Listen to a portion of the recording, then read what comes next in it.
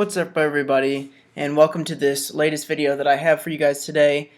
Today I wanted to go over the basics of stocks and just kind of give a stocks 101 just to understand some basic concepts before we get into some deeper and deeper concepts as I post more and more on this channel. So just want to make sure that we go over the basics before I start posting some more in-depth things about finance and analysis and stuff like that. So let's go ahead and get started and start learning about just some of the basics of stocks. So one of the things I want to start off with is when you're purchasing a stock, you are purchasing a partial ownership in a company. So partial ownership in a company. So just one of the things to understand. So when you're purchasing a share of stock, you are purchasing one share out of based on however many shares are outstanding. You're purchasing however many shares you purchase divided by how many shares are outstanding, and that will give you a percentage of what ownership that you have in the company. So most of the times, for most retail investors, you're going to be owning a very, very, very small percentage of the company. That goes without saying. But just so you kind of understand that you're owning a very small portion of the company, and that basically you have a claim on the future earnings of the company, and that's what you're looking to perceive when you're investing in a company, is trying to predict and understand where the company is going to go from here. Not so much where it is today, but where it can go tomorrow. So moving on, one of the reasons why companies issue shares of stock is because it allows them to raise money without having to go into debt. So it's definitely, let me type this up on the notes here so that you can see it on the screen. Raise money without debt. So it's just basically a funding strategy that companies can use, and the way that they do this is they go into what's called an IPO, or an initial public offering. And all that happens in an initial public offering is there's some time where they go on the road and they talk about their company in front of investors and try to get people on board with investing in their company, and then they set a date for an initial public offering, and that's when the company becomes public and you can purchase them on the open market. And that's basically their capital raise, which is how they raise the money without having to go into debt. They sell portions of the company or ownership in the company that you can purchase on the open market.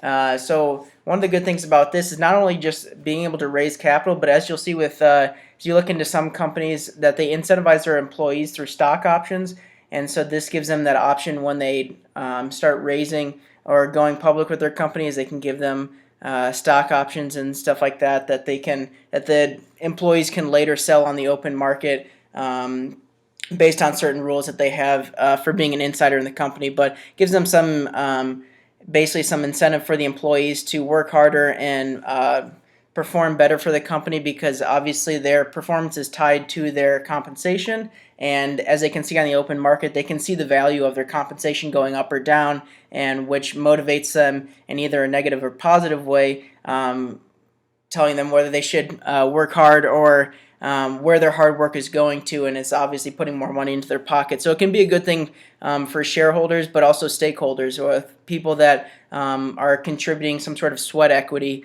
and getting their money or getting paid for it in form of stock. So one of the reasons why people consider stocks as an investment, as you may know just through some basic research, is obviously there's some high volatility when investing in stocks. And so people may wonder why they won't go with the traditional savings account or CDs or bonds. Part of it is because some people have a higher risk appetite, and they're also looking for a potentially higher return, because as many people have said often is that with higher risk generally produces the potential for a higher return, and some people can just handle more risk or handle more volatility. So that can be another reason over investing in something like savings bonds, CDs, etc. So I want to pull up something here on a site that I use fairly frequently to look at stocks. As you can see, there's a lot of stuff and a lot of information here, and just kind of go into what goes into just the basics of a stock. So one of the very, very basic things that you'll need to know is when you look up a stock on a financial website, you'll need to know the symbol. Most times you can just type in the company name and the symbol should show up. But just to give you an idea of what it is and what it means, So I'll use, for example, Facebook. So Facebook symbol is FB. So you'll see up here in the search bar that I type in FB, and Facebook comes up as the first result. So I'll hit enter, and here's the price chart for Facebook. Shows you where it's moving within the past. This looks like going back to April. So it kind of just gives you an overall price history of where it's been moving and stuff like that. So one of the basics of how to just look up a company based on its symbol. This leads me to an important point, is that not all companies are public companies. So that's one thing that people get confused sometimes, is they're trying to look up a company to try to invest in it because they think it might be a good idea, and what they're not realizing is that it may not be a public company. So that's one of the things you got to understand as well, is even if you want to invest in something, if it's not a public company, it's going to be a little bit harder to invest in it than something that is a public company. So just understand that not everything is a public company, and that's where this IPO process comes into play, is that if they have not come out on the public market, it's going to be a lot harder to invest in them. And there's a whole separate market or area that you can invest in other private companies, but I'll get into that in a later video. So generally what you're expecting, we'll use this Facebook stock as an example. What you're expecting when you're investing in stocks is, as you may have heard before, buy low, sell high, is the general way, or is also called going long, which basically means that you're trying to buy into it at a certain price, maybe here at 180, and you're hoping that it goes higher. And so maybe you bought in at 180 and now it's at $200, so now you made $20. So that's the general idea of why people invest in stocks, either for this can be called capital gains or capital appreciation, and what they're trying to do is that can be, like I showed you here with this first example of, say you invested in October at 180 and sold it at 200 in December. That's a shorter term strategy. Some people hold it for the longer term. I'll show you a longer term chart here. So some people like to do long term rather than short term. That's why they're not always watching and seeing every little move in the stock price, but rather just waiting over long periods of time and watching it grow.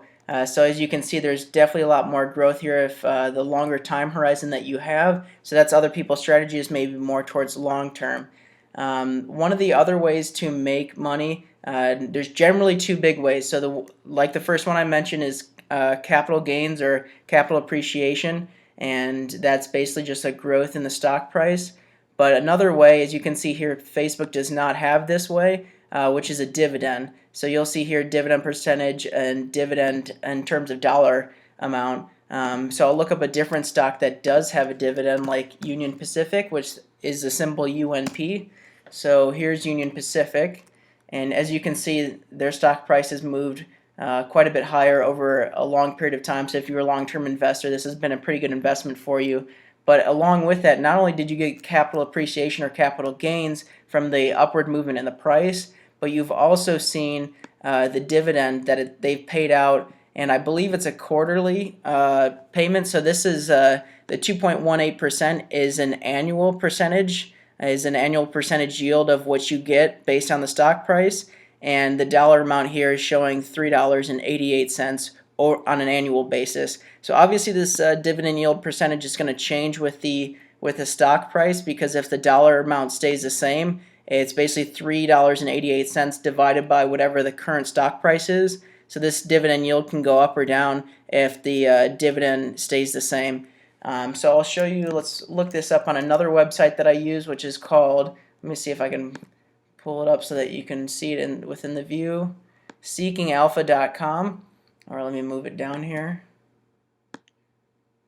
There we go. Seekingalpha.com. So I can also search symbols here as well, and it will give me some other information that I'm looking for.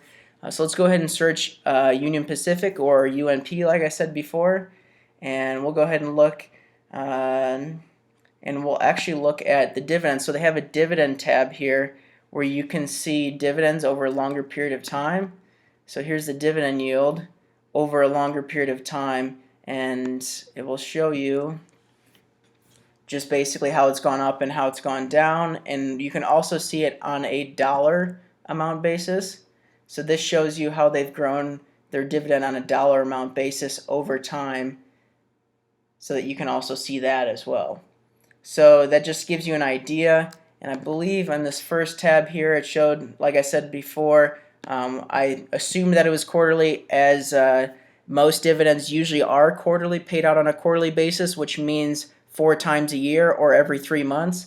And it looks like here it says that they are paid out on a quarterly basis, so that like I said, are 4 times a year, every 3 months for every quarter of the year.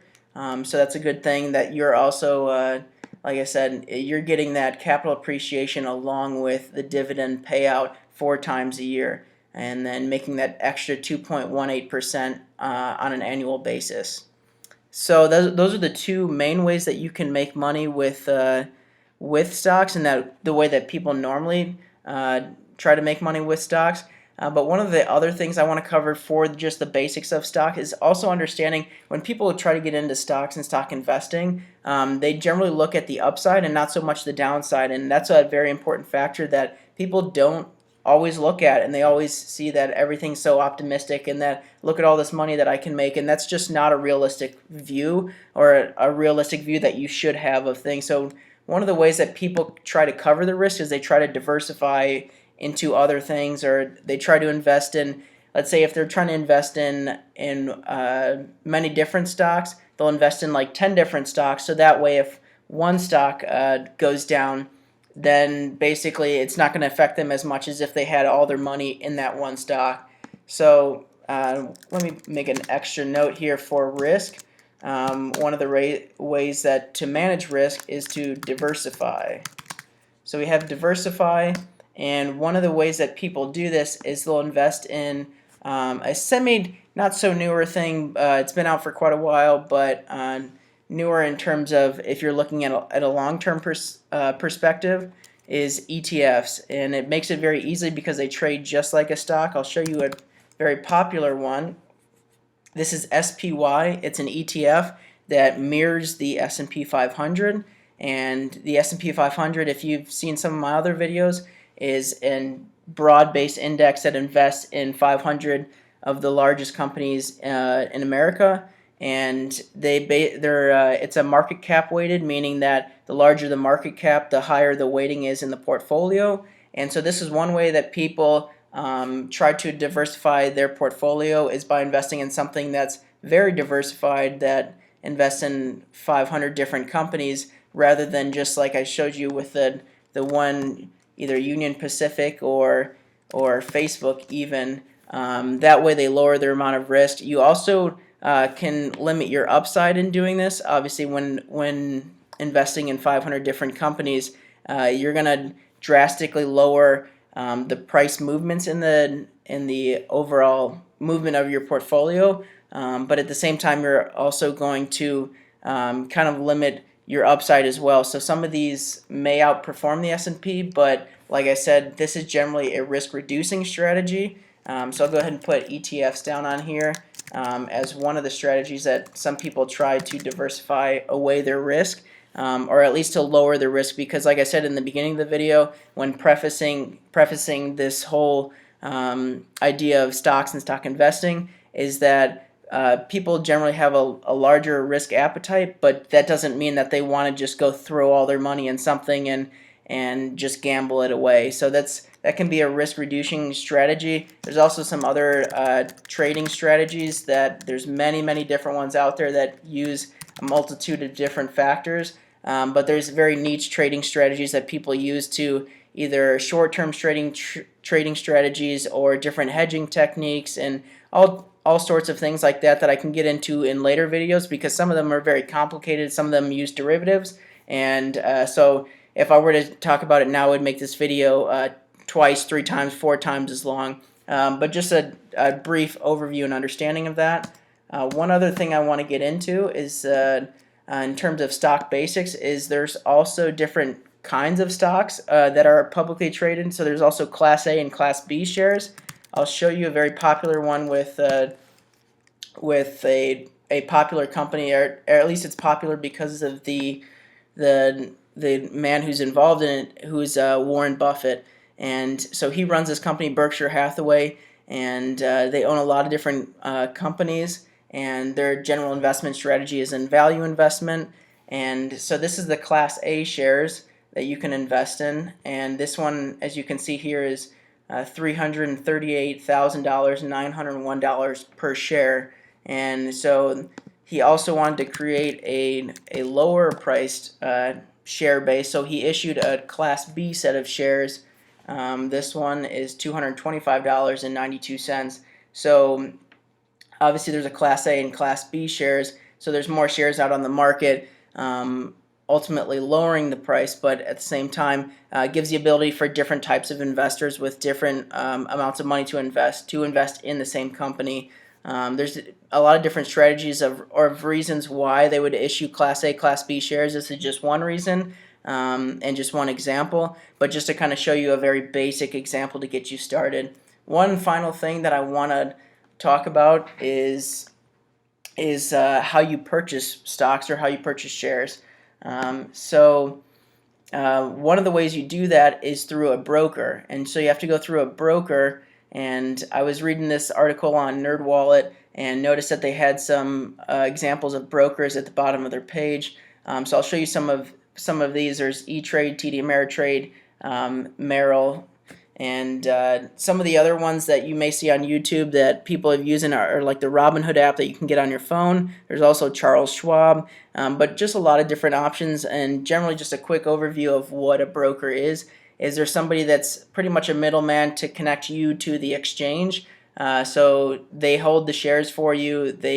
You put in orders with them, and they go and purchase the shares, sometimes for a commission fee, sometimes not for a commission fee.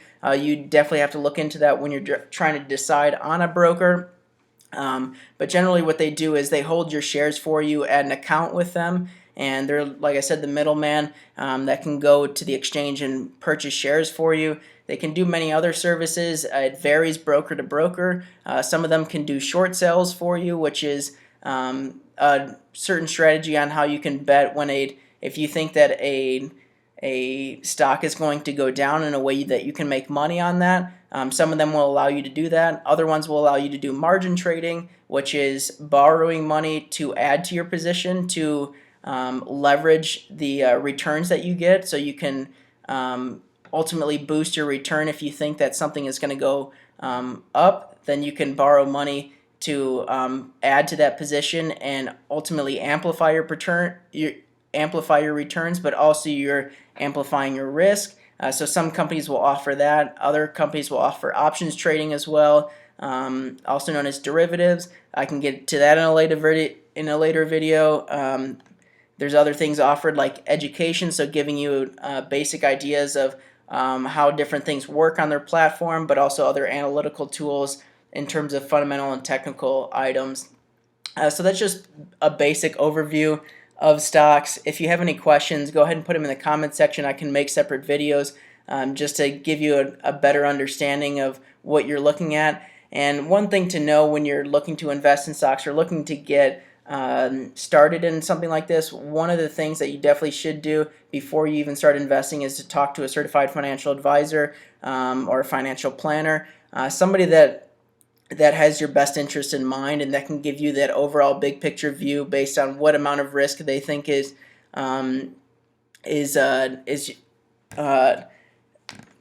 goes with your appetite, I would say. So making sure that they have your best interest in mind and that they can get you both the returns and the risk that you want and that you're looking for, because there's nothing worse than taking more risk than you expected and ultimately seeing more volatility in your portfolio than you originally expected and having something that puts you in a financial situation that you didn't expect yourself to be in.